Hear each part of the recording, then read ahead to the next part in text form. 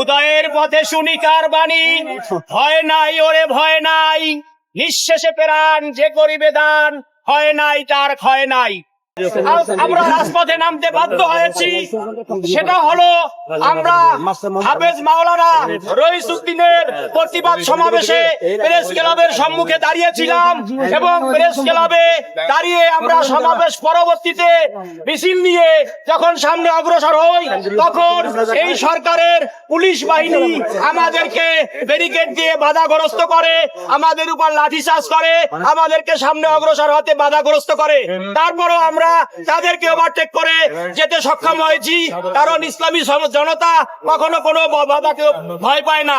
সকল বাধা উপেক্ষা করে আমরা ঠিকই সফলতার তার প্রান্তে পৌঁছেছি। কিন্তু লজ্জাজনক যে আচরণ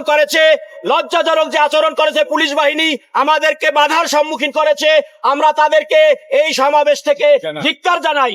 তাদের এই আচরণ আমাদের পক্ষে কখনোই কাম্য ছিল না, কারণ যে দেশে একটি কুকুর মারার অপরাধে, কুকুরের 8টা বাচ্চা ছিল, সেই কুকুরের বাচ্চা মারার অপরাধে সেই যে মেরেছে গৃহকর্ত্রীকে নিয়ে বিচার করা হয়েছে, অথচ আমাদের যে হাফেজ মাওলানা রইসুদ্দিনের হত্যা হইল এবং তাকে যে নির্মম ভাবে আঘাত করে গাছের সাথে বেঁধে মারা হলো, তার কোনো সুফল আমরা কোনো নির্বিচারে এরকম মারার কারণে যে বিচার হয়, আমরা কোনো বিচারের ছিটে ফোঁটাও দেখি নাই।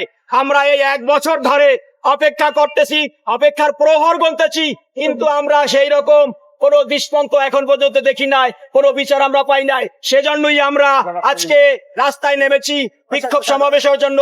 সেই বিক্ষোভ সমাবেশ পরবর্তী মিছিলে আমাদেরকে বাধা দিয়েছে এই সরকারের পুলিশ বাহিনী। আমরা এই পুলিশ বাহিনীকে ধিক্কার জানাই আমাদের এই শান্তিপূর্ণ সমাবেশে বাধা দেওয়ার জন্য।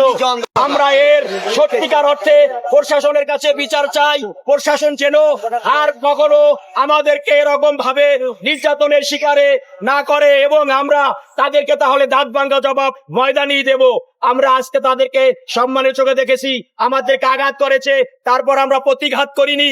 সুতরাং পরবর্তীতে যদি পুলিশ বাহিনী আমাদেরকে এরকম করে, আমরা আর ছাড় দেব না।